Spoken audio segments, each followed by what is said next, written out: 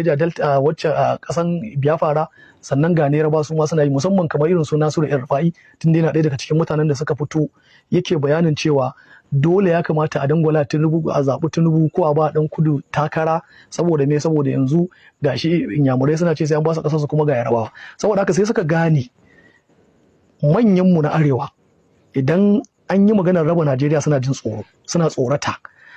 abin da yasa yanzu suka ƙara taso da maganar nan has 2 times ko in ce 3 times bayan Sunday Oboho ya ce Fulani su bar can gurin kun ga magana yaro bala ne ake yi na biyu sun zo suka yi wa sakatariya ta Ibadan suka yi mata tsinke suka je suka kewaye ta da sunan za su kafa tutar su ta ƙasar Yarabawa biyu kenan abu na uku sai wannan takaddar da suka tura fa da shugaban ƙasa cewa lallai sai an musu ƙasar su to abin da yasa duk suke yin wannan sun gane in suna yin maganan wannan ƙasan yan arewa musamman manyan domin ba mu ba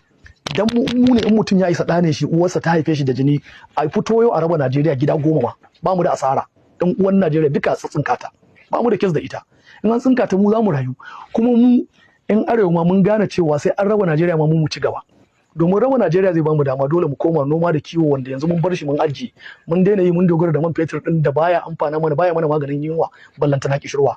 wannan kenan saboda haka kuma abin da yasa yanzu suka taso suke ta wannan tadijiyar wuya din sun gane mu mutanen arewa a yanzu idan zaɓe ya zo in dai ba wani ikon Allah ba Tinubu mun raba gari da shi kuma ba za mu zaɓe shi ba sun ga manyan arewa suna maganar cewa ba za su zaɓi Tinubu sun yi regretting sun yi dana sanin zaɓarsa da sun sani ma ba su zaɓe shi ba to waɗannan abubuwan da suka ga da alamun ga inda dattijawan arewa suka karkata sun daina yin sa saboda haka shi yasa nake so in haska mutanen mu shine su sani wai wannan ana yi ne na farko saboda abu guda biyu abu na farko idan sun samu sa'a manyan na arewa sun ƙara tsorata da yanzu suka ce ba za su yi Tinubu ba 2027 in suka tsorata da maganar za a raba ƙasar Yaraba su ma suna son a ba su tasu kun ga sai a koma kenan sai a dawo ba ko da ba dan Allah ba sai a dawo sai a me sai a dawo sai a mara Tinubu baya saboda a zauna lafiya kaga an ji tsoro kenan idan kuma Tinubu yan arewa sun yi sun manta da shi sun ki duk wata barazana da aka yi musu sun zaɓi wani ba shi ba to wannan kungiyar already sun yi amfani da ɗan uwansa yana shugaban ƙasa yanzu suna so su ƙara mata ƙarfi ta yadda duk wanda ya zama shugaban ƙasa za su ba shi matsala wannan shine target ɗinsu guda biyu ne ko dai su ba da tsoro dole a yi Tinubu ko kuma in Tinubu ya faɗi to Tinubu ya taimake su ƙungiyarsu ta ƙara yin ƙarfi ta Oduduwa Republic wannan shine target ɗinsu guda biyu abin da nake so in ja hankalin mutanenmu a kai shine abu ne guda ɗaya ya kamata a ce lokaci ya huce wanda wani dan iska wani mara kunya zai zo ya mana barazana da raba Najeriya mu yi abin da ba mu yi ba mu yi abin da muke kwarar kanmu akai saboda haka idan abubuwan da Tinubu ya haska mana mu a matsayin mu na 'yan Najeriya idan motsinsa da irin yadda yake tafiyar da mulki muna ganin bai mana ba nan gaba ba za mu ƙara zaɓarsa ba bai kamata irin wannan ruɗin ya sa mu zama muna canza tunaninmu muna canja harkar akalin siyasar mu ba domin kamar yadda na faɗa a farko siyasar mu kai tsaye tana taɓa addinin mu tana taɓa tattalin arzikin mu tana taɓa zamantakewar mu bai kamata mu dinga rusa rayuwar mu wasu yan iska su dinga mana barazana muna rusa harkan addinin mu da harkar tattalin arzikin mu da harkar zamantakewar mu akan wasu yan iska ba a lokacin da su garurukan su sun riga sun zama safe talaucin da ake ciki a arewa ba sa ciki rashin tsaro da muke ciki ba su ciki rashin aikin yi da mutanenmu suke fuskanta wanda kullum in kana kallon manyan tituna za ka ganin mutanenmu suna hawa manyan motoci suna tafiya kudancin Najeriya neman kuɗi mutanensu ba sa shigowa kamar yadda mutanenmu suke shigowa haka harkan ilimi na zamani sun riga sun ban mu a baya harkan ilimi na addinin musulunci tunda a tattalin arziki aka barka a baya baka samu lokacin yin ba yadda zaka ka samu lokacin yin karatun addini din da karatun zamani domin talauci ya maka yawa babu yadda za a koda yaushe mutanen nan kullum sai su dinga mana barazana kuma sai mu dinga tsorata a kullum kuma duk sanda suka hausa mu kuma suna cutar da mu ba wani abu da yanzu wani dan kudu zai fito ya gaya mana mu a matsayin mu na yan arewa a matsayin wai wani abu ne wanda yake wai har wani ya fito ya dinga gaya mana cewa wai Tinubu masoyin yan arewa ne kamar yadda Matawalle ya fito yana faɗa ko shakka babu wannan maganganun da Matawalle ya fito yana faɗa wannan maganganun tumasanci ne maganganu ne irin waɗanda suke bai kamata irinsu waɗanda sun taɓa riƙe gwamnoni a arewa a ce su fito suna irin wannan maganganun ba ya kamata in za ka yi magana kai Matawalle ka ce kurin Tinubu na ƙaunar ka tun da ya baka minista da kai da sauran yan uwanka. Amma wace kauna Tinubu yau arewa, wanda dukkan waɗanda ya bawa mukami a arewa, mukamin ministoci dukkan rubutu ne aka ɗiba aka bawa, waɗanda a baya ba su amfana wa arewa komai ba, jihohinsu da local government nasu ba su amfana musu komai ba, ballantana su amfana wa arewa wani abu. Ku dai da aka ɗauki mukamai aka baku, ku ne kaurin Tinubu yake kauna, amma Tinubu bai kauna arewa domin bai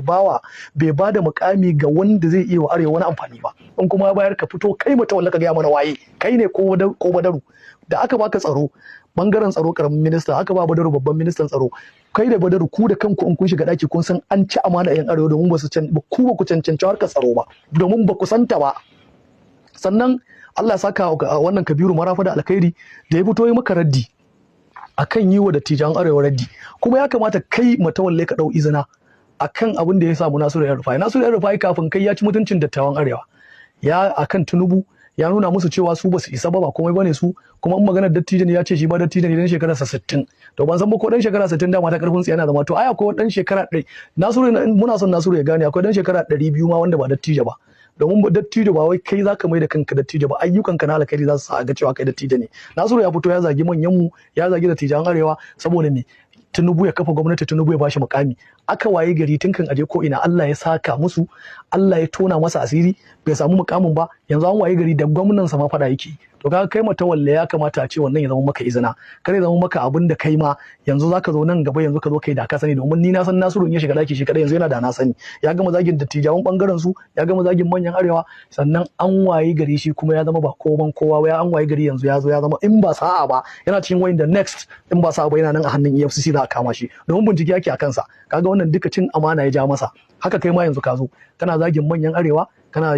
gaggaya musu maganganun da ka ga dama, amma Kabiru Marafa ya zo ya wanke ka, ya ce ya kamata ka fito ka ba wa manyan dattijawan arewa haƙuri. Kuma a ƙarshe muna son mu tabbatar muku, wallahi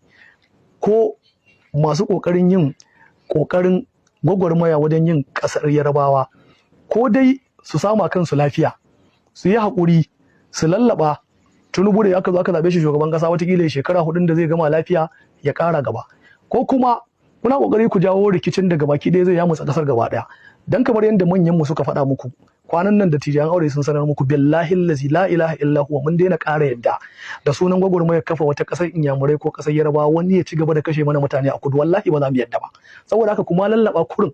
naku ya gama lafiya shine kurin, wannan shine shawarar da zamu baku. Sannan a ƙarshe, manyan mu dan girman Allah ku ji tsoron Allah, kar wanda ya ƙara baku tsoro akan Biafra ko kan kafa ƙasar Yarbawa. Ku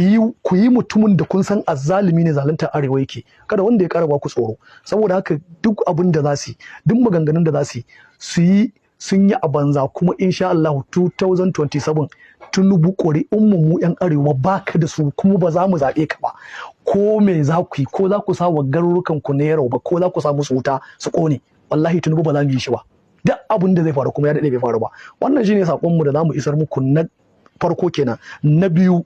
a hirɗinku wallahi ƙoƙarin kafa ƙasar Yarbawa, kar ku kuskura garin wannan ku taɓa mana mutane a kudu. In kun taɓa mana mutane za mu samu matsala da ku, kuma gwamnati ta ja muku ta taka muku burki, domin duk wannan abin da ake ƙarya ne. Tinubu ya ce bai san ana yi ba.